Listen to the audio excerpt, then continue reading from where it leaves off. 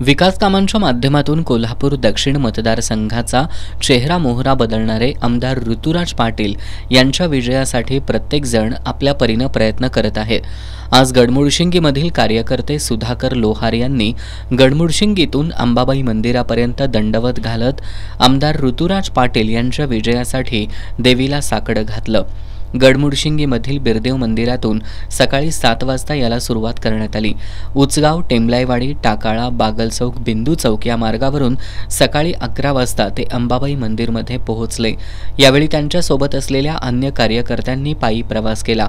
मंदिरात पोहोचल्यानंतर सर्वांनी करवीर निवासिनी अंबाबाई देवीकडे आमदार ऋतुराज पाटील यांच्या विजयासाठी प्रार्थना केली।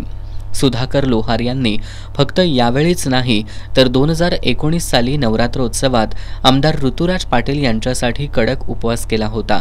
यावेळी आमदार ऋतुराज पाटील हे राज्यात सर्वाधिक मताधिक्याने निवडून येतील असा विश्वास लोहार यांनी व्यक्त केला। अंबाबाईला मी नवरात्रांच्या टायमात 19ला नवरात्रांच्या टायमात मी अंबाबाईला बोललो की ऋतुराजदादा पहिल्यांदा इलेक्शनला उभारल्यात, त्यांना भरघोस मतांनी विजय होऊन दे। मग त्यावेळी मी 9 दिवस मी कडक उपवास केलेला, तेव्हा मला महालक्ष्मीने कौल सकट दिलेला, ते मी व्हिडिओ बी टाकले। त्यावेळी परत गेल्यावेळी 19ला गडमुडशिंगीमधून 992 मतांनी हायेस्ट आलेले दादा। तर यावेळी माझी एवढीच अपेक्षा आहे की संपूर्ण महाराष्ट्रात ऋतुराज दादा हे हायेस्ट लीडमध्ये निवडून येऊन दे, ही अंबाबाई चरणी प्रार्थना। गडमुडशिंगी गावातील सर्व कार्यकर्त्यांनी आमदार ऋतुराज पाटील यांना गावातून सर्वाधिक मताधिक्य मिळवून देऊ अशी ग्वाही दिली।